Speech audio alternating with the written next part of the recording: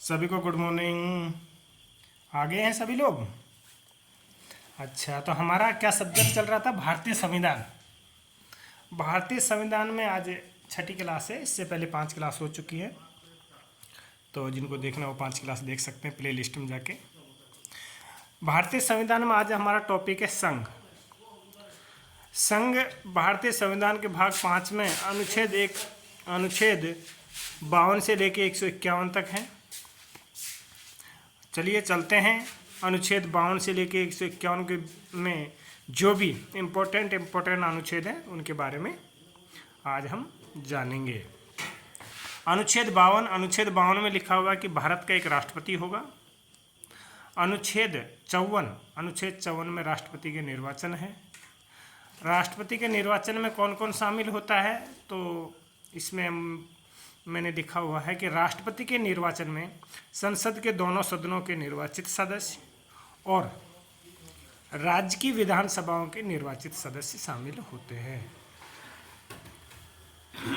Sorry, next अनुच्छेद 58 है राष्ट्रपति बनने के लिए योग्यता।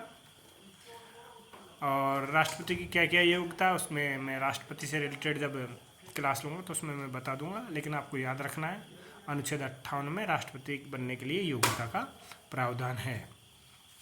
अनुच्छेद 61 में राष्ट्रपति पर महाभियोग चलाने की प्रक्रिया है। अनुच्छेद 63 में लिखा है कि भारत का एक उपराष्ट्रपति होगा। ठीक है दोस्तों। इसके बाद हम नेक्स्ट चलते हैं अनुच्छेद 72 में क्षमा दान की शक्ति है।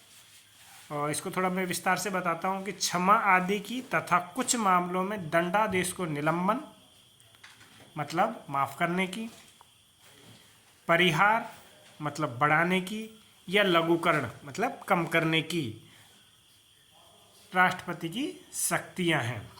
ये राष्ट्रपति किसी भी दंडादेश को माफ़ कर सकता है, उस दंड को बढ़ा सकता है या फिर कम कर सकता है।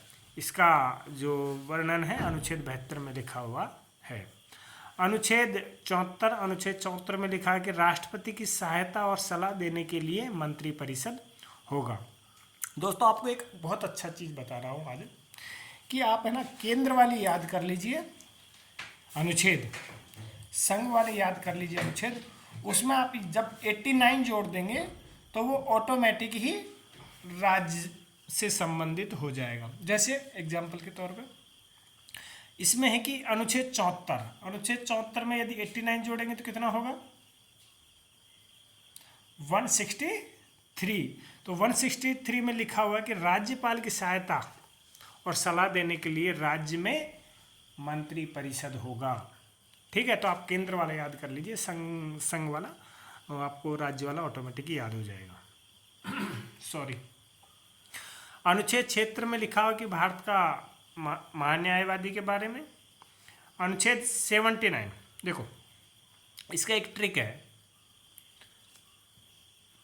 सरला 79 से मीन्स संसद, आर मतलब राज्यसभा 80, ला मतलब लोकसभा 81। तो अनुच्छेद 79 में है संसद का गठन, अनुच्छेद 80 में है राज्यसभा की संरचना और अनुच्छेद 81 में है लोकसभा की संरचना। देखो अभी राज्य की भी आपको अभी मैं याद करवा दे रहा हूँ। अनुच्छेद 79 प्लस 89 कितना हुआ? 168। तो 168 में देखना विधानमंडल का गठन लिखा हुआ है।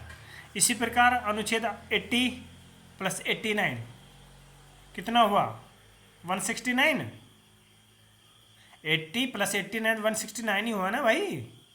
हाँ, तो अनुच्छेद 169 में लिखा हुआ है विधान परिषद का संरचना। दोबारा बता देता हूँ, अनुच्छेद 169 में लिखा हुआ है विधान परिषद की संरचना।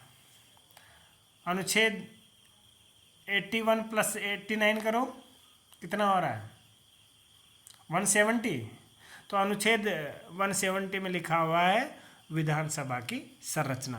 तो आपको संगम वाली में 89 जोड़ देना है। चलो नेक्स्ट, अनुच्छेद 108 मतलब 108, इसमें दोस्तों दोनों सदनों की संयुक्त बैठक का प्रावधान है। दोनों सदनों की संयुक्त बैठक तब की जाती है जब किसी बिल पर कोई गतिरोध पैदा हो या गतिरोध हो, तो उसको उस बिल के लिए दोनों सदनों की संयुक्त बैठक का प्रावधान है। नेक्स्ट इम्पोर्टेंट, अनुच्छेद 110 धन विधेयक की परिभाषा। थोड़ा इसको जानो। देखो, पहली बार तो कॉपी में लिख लीजिए कि धन विधेयक हमेशा लोकसभा में पेश किया जाता है। एक बात, धन विधेयक होगा या नहीं होगा इसका निर्धारण लोकसभा का अध्यक्ष करता है कि कोई विधेयक धन विधेयक है या नहीं है। यह कौन निर्धारित करता है? यह लोकसभा का अध्यक्ष करता है। तीसरी बात, धन विधेयक राष्ट्रपति की पूर्व अनुमति से पेश किया जाता है। पास नहीं, पेश किया जाता है। धन विधेयक राष्ट्रपति की पूर्व अनुमति से लोकसभा में पेश किया जाता है। ये तीन बातें थी अनुच्छेद 110 से रिलेटेड, तो आप इसको याद भी करेंगे लिखने के अलावा। आगे चलते हैं हम अनुच्छेद 124। अनुच्छेद 124 में उच्चतम न्यायालय की स्थापना व गठन लिखा हुआ है, और इसमें यदि आप 90 जोड़ देंगे, कोर्ट के मामले में आते ही 90 जोड़ देंगे, तो वो हो जाएगा क्या? उच्च न्यायालय, हाई कोर्ट। देखो, अनुच्छेद 124 सुप्रीम कोर्ट की स्थापना व गठन, और अनुच्छेद 114 हाई कोर्ट की स्थापना व गठन। हाई कोर्ट मतलब उच्च न्यायालय, ठीक है। नेक्स्ट, अनुच्छेद 148। अनुच्छेद 148 में भारत का नियंत्रक और महालेखा से संबंधित है। दोस्तों, इस क्लास में इतना ही। मैंने आज मात्र 7-7.25 मिनट में आपको अनुच्छेद 52 से लेके 151 तक जो भी इम्पोर्टेंट अनुच्छेद थे वो सारे ही बता दिए हैं। अब आपकी ड्यूटी है आप इनको याद करें, क्योंकि ये इम्पोर्टेंट है। इनके बिना यदि आप जा रहे हो किसी एग्ज़ाम में बैठने के लिए, तो इसका मतलब आपकी तैयारी कमज़ोर है। तो इसको आप ज़रूर याद करें। और अभी तक यदि आप लोगों ने मेरा चैनल सब्सक्राइब नहीं किया, तो आपको ये चैनल ज़रूर सब्सक्राइब कर लेना चाहिए, और चैनल पर विजिट करके प्लेलिस्ट में जाकर भारतीय संविधान में आपको जब देखेंगे, भारतीय संविधान को जब आप देखेंगे, तो उसमें आपको सारी क्लासें मिल जाएंगी। सभी दोस्तों को मेरा नमस्कार।